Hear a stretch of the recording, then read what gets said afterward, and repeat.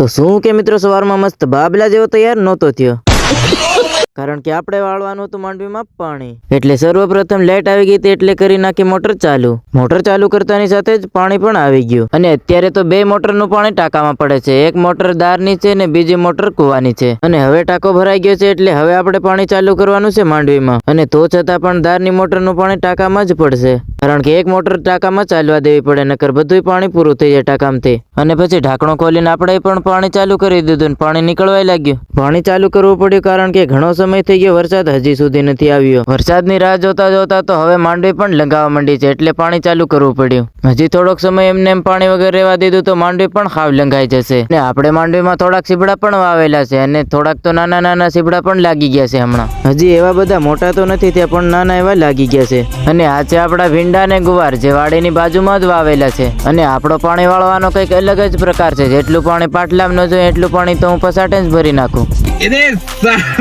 એટલે તો મને કોઈ બીજી વાર પાણી વાળવાય નથી કહેતી.